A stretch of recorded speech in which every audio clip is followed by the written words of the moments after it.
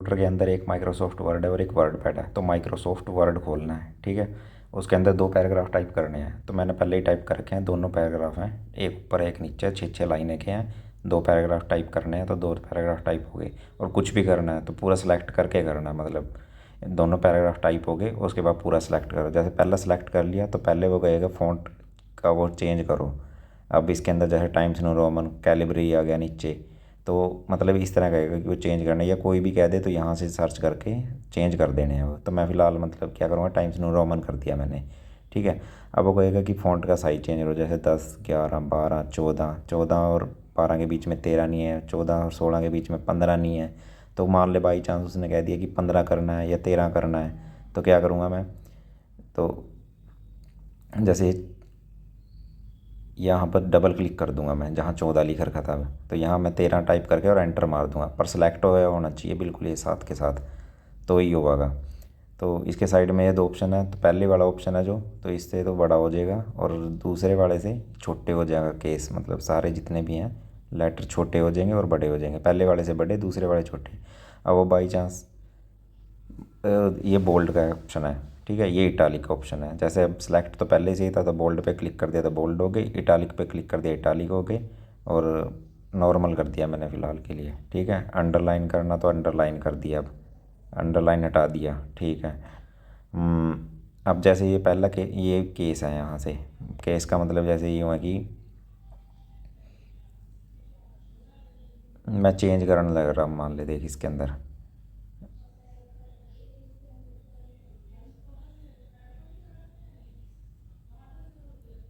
जैसे पहला अक्षर मैंने छोटा कर दिया, अब डॉक्यूमेंट का देख डी बड़ा कर दिया, ठीक है। अब मैं क्या करूँगा वहाँ पे,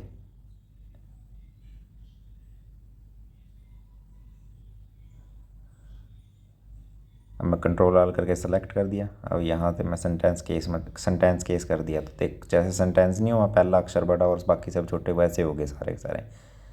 तो अब दूसरा ऑप्शन करूँगा लोअर केस, तो सारे के सारे अक्षर लेटर छोटे हो जाएंगे देख इसके अंदर, ठीक है। अपर केस करूँगा तो सारे के सारे बड़े हो जाएंगे। तो हम मैक्सिमम चांस है कि हम लोअर के सेंटेंस केस ही करेंगे, ठीक है। तो ये हो गया। उसके बाद अगर वो कह दे मतलब कि फ़ॉन्ट का कलर चेंज चाहिए, जैसे यहाँ ब्लैक थे, अब वो कह दे मुझे तो ब्लैक नहीं चाहिए, मुझे रेड चाहिए, तो कंट्रोल प्लस आल, और जो भी यहाँ से कलर चेंज करने के लिए कह दे वो चेंज करना है। रेड था, रेड कर दिया मैंने, ठीक है, रेड हो गया ये।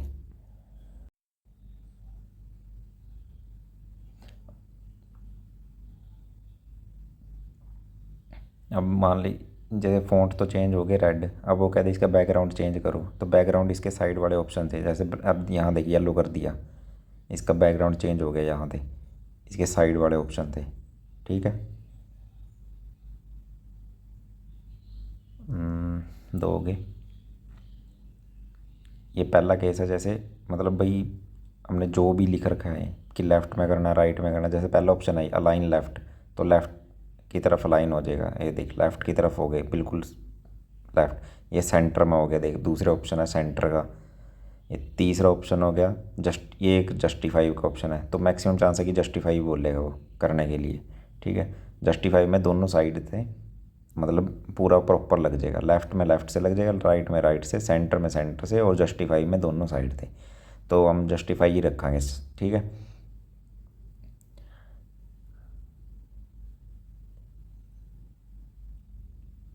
अब जैसे दो लाइनों के बीच, ये दो लाइन लिख रखी है, पहली लाइन और दूसरी लाइन है, दोनों लाइनों के बीच में स्पेसिंग करनी है। तो जैसे यहाँ 3 की कर दी मैंने, देख अब दोनों लाइनों के बीच में 3 का स्पेस हो गया। अगर मान ले अब मैं क्या करूँगा, 1 कर दूंगा, 1.25 भी है इसके अंदर, 1.15 भी है, 1.25 कर दिया तो 1.25 होगी, देख दोनों के बीच में डिफरेंस कम हो गया, दोनों लाइनों के बीच में। तो बाई चांस वो कह दे कि पैराग्राफ स्पेसिंग करनी है, अभी तो लाइनों के बीच में थी, अब दोनों पैराग्राफ के बीच में भी दिखाऊंगा मैं करके, ठीक है। अब ये दो होगी, ये लाइनों के बीच में है, जिस पैराग्राफ को सिलेक्ट कर रखा है, अगर उस पैराग्राफ के ऊपर क्लिक करके स्पेसिंग करेगा तो वो पूरा पैराग्राफ की स्पेसिंग 2 होगी, देख।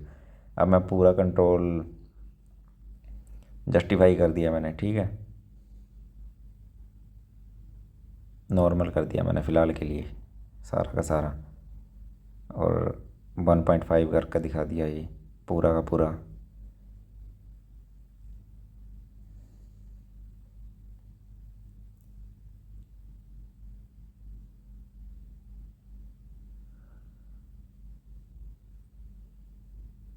वन करके दिखा दिया ये, ठीक है। दोनों लाइनों के बीच में स्पेसिंग वन करके दे। अब एक पैराग्राफ का ऑप्शन है कि अभी तो लाइनों के बीच में थी, वो अब पैराग्राफ के बीच में है वो। अब जैसे यहाँ 8 पॉइंट लिख रखा है, 2 पैराग्राफ के बीच में डिफरेंस 8 8 है, 8 पीटी, ठीक है पॉइंट। तो मैं यहाँ कर दिया 25 कर दिया, 25 करके 20 कर दिया, 20 करके ओके मार दिया। देख दोनों पैराग्राफ के बीच में 20 पॉइंट का स्पेस हो गया। अब पहले 8 का था, अब 20 का हो गया, ठीक है। क्लियर दिख रहा है, देख ज़्यादा हो गया अब दोनों के बीच में। तो एंटर मार के नहीं स्पेस देना, यहाँ पैराग्राफ स्पेसिंग ऐसे करनी है, ठीक है। अब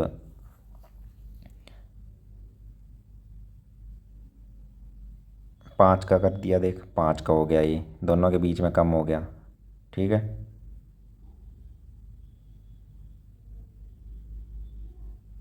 बीस का कर दिया दोबारा, 20 का दिखा दिया ये दोबारा करके। सिंपल है, बस पैराग्राफ ऑप्शन में जाके और वहाँ से करना है, ये इम्पोर्टेंट है मतलब।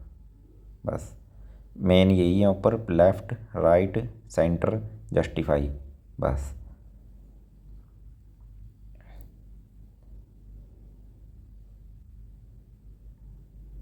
एक ये था लाइन स्पेसिंग हो गया, और तीसरा ये पैराग्राफ ऑप्शन, ठीक है।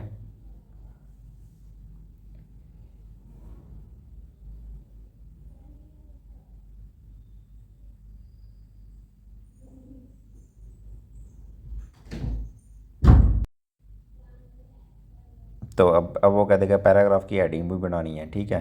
तो मैं जैसे यहाँ लिख दूंगा पैराग्राफ 1, और ये हेडिंग बना दिया मैंने, पहला पैराग्राफ 1 की हेडिंग बना दी। तो दोनों पैराग्राफ की एक एक हेडिंग बनानी है, मतलब ये ऑनलाइन ऑप्शन है तो इसके अंदर दिखा हो नहीं रहा, पर फिर भी मैं बताना लग रहा है जितना पता, ठीक है। ये दूसरे पैराग्राफ की हेडिंग बना दी मैंने, 2, पैराग्राफ 1 पैराग्राफ 2। अब मैं क्या करूँगा, पहले पैराग्राफ में सेलेक्ट करके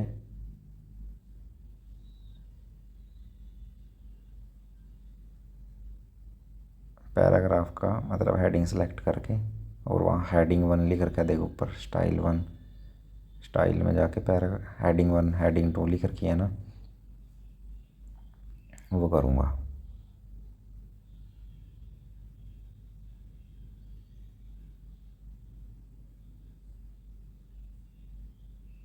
ये होगी पैराग्राफ की हेडिंग 1, मतलब पैराग्राफ 2 की हेडिंग बना दी, ठीक है।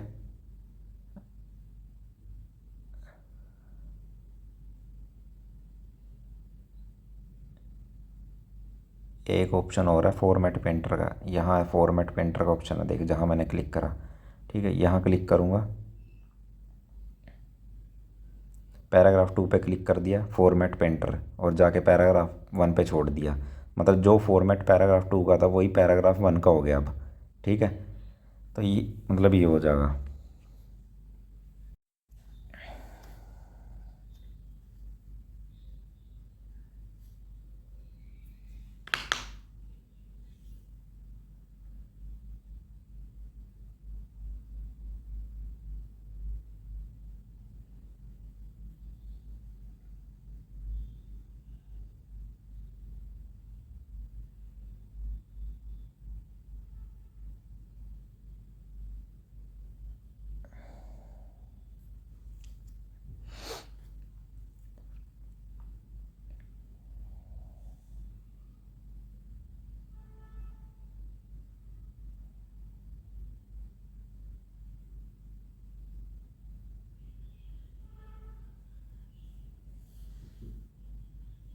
बिना सेलेक्ट करे नहीं करना, जैसे अब मैंने बिना सेलेक्ट करे करा था, पूरा पूरा पैराग्राफ ही एडिंग बन जाएगा।